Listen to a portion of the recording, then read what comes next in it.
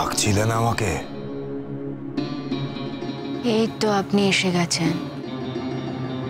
হ্যাঁ, অনেকক্ষণ ধরে খোঁজ খবর নেই, কি করছেন না করছেন কিছুই তো জানি না, তাই ডাকছিলাম।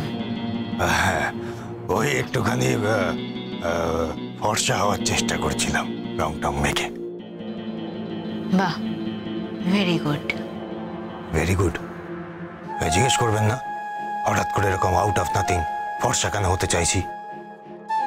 না, এমন কিছু তো মনে হয়নি। দেখুন, মানুষের নানান রকম ইচ্ছে হতেই পারে।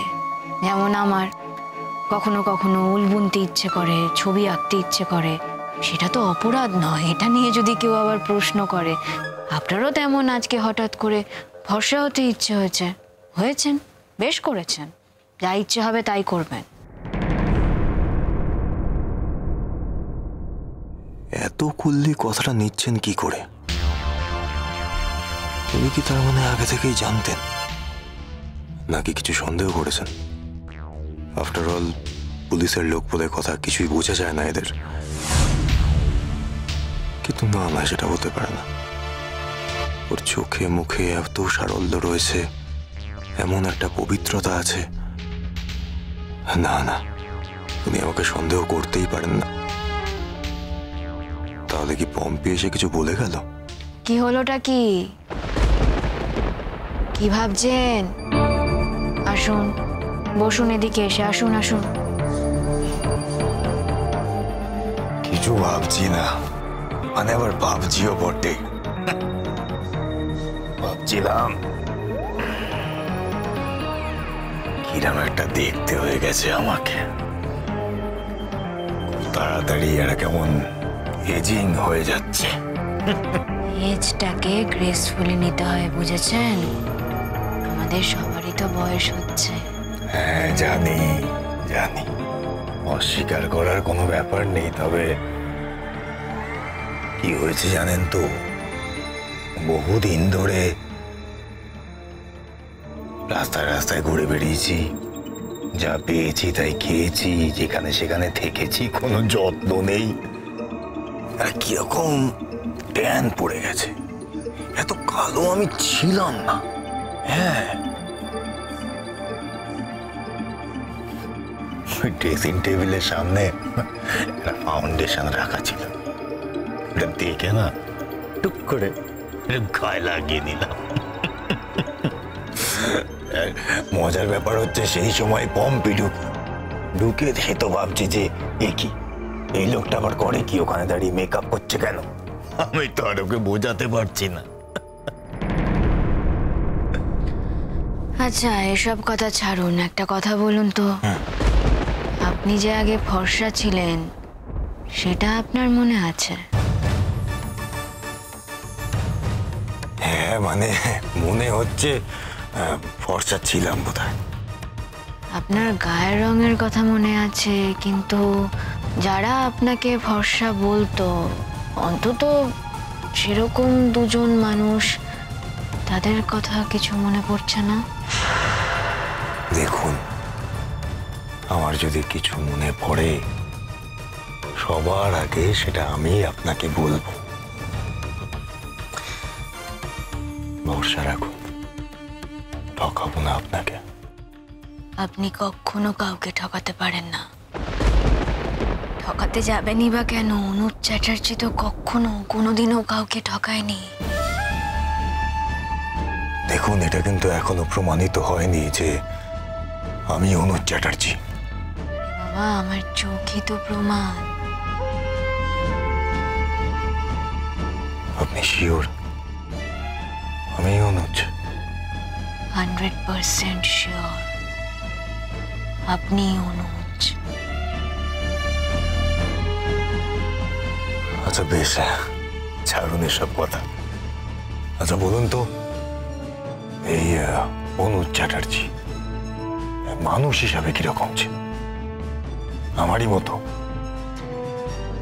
অবিকল আপনার মতো। একই মানুষ দুরকম কি করে হতে পারে বলুন তো? আপনার হয়তো অতীত জীবনের কথা মনে নেই, কিন্তু ফিচারগুলো তো আর বদলে যেতে পারে না, তাই না? ঠিকই বলেছেন। আমি যে ফিচার নিয়ে জন্মেছি, আমি যে ফিচার নিয়ে এতগুলো কাল বেঁচে আছি, এতগুলো বছর চলেছি, সেটা তার বদলে ফেলা যায় না। যদি সত্যি বদলে ফেলা যেত তাহলে তাহলে না, কিছু না, তা তো আর বদলানো যায় না। এত ভালো যার ফিচার, সে বদলাতে যাবে কেন? না মানে আমি বলছিলাম আর কি। আচ্ছা ধরুন ধরুন যার ফিচার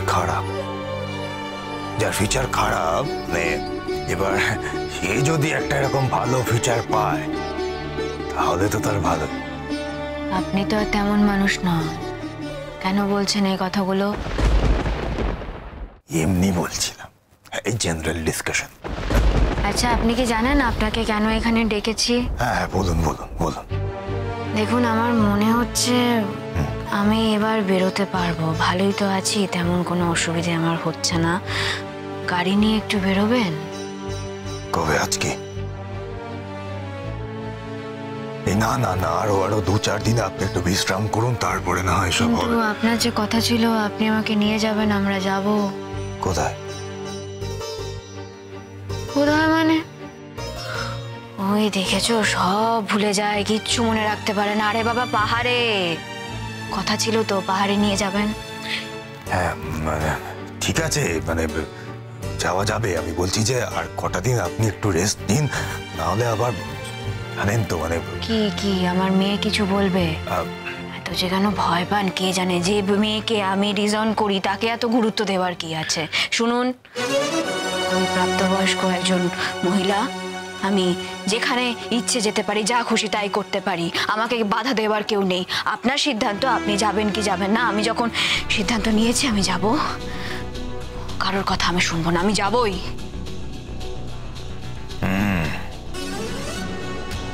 বুঝলাম। কবে যেতে চান বলুন? আপনি যেদিন বলবেন। আমি যেদিন বলবো? হ্যাঁ, আপনি যেদিন বলবেন। আপনার তো সুবিধে অসুবিধে সবকিছু দেখতে হবে না? আপনি আমার সঙ্গে যেতে চান কিনা সেটাও তো দেখতে হবে। আমার সুবিধা অসুবিধা বলে কিছু নেই। হ্যাঁ, একটা অসুবিধা তো আছে, সেটা হচ্ছে আপনার শরীর। আরে বাবা, আমি তো বলছি আমি ভালো আছি, সুস্থ আছি, তেমন কোনো অসুবিধে আমার হচ্ছে না। শারীরিকভাবে আমি ঠিক আছি, আমি যেতে পারবো। ঝড় উঠবে, ঝড়। কিসের ঝড়? কোথায় ঝড়? কাল বৈশাখী। আপনি কি পরিবারের কথা বলছেন?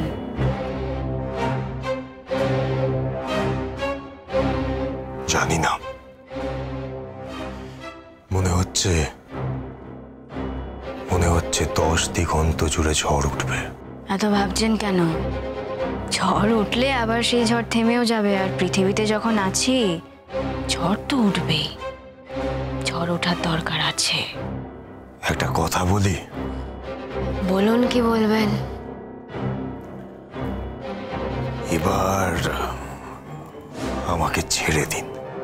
ছেড়ে দেব? ধরলাম কখন? না মানে এবার আমি যাই, আমাকে যাবার অনুমতি দিন। আপনার সঙ্গে আমার সম্পর্ক ধরা এবং ছাড়ার মধ্যে নেই। এসবেরও ঊর্ধ্বে একটা সম্পর্ক ছিল, আছে এবং থাকবে। আপনি থাকলেও থাকবে, আপনি চলে গেলেও থাকবে। শুধু একটা কথা বলছি আপনাকে, খামোকা এভাবে চলে যাওয়ার কথা কেন বলছেন? কোথায় যাবেন আপনি? কোথাও না কোথাও তো থাকতেই হবে। কোথায় যেতে চান? কিছুই তো এখনো মনে পড়েনি আপনার। হ্যাঁ, কোথাও না কোথাও যেমন ছিলাম তেমনই থাকবো।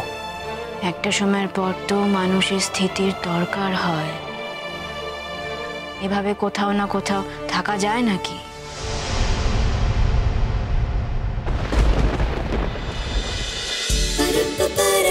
गुड्डी गुड्डी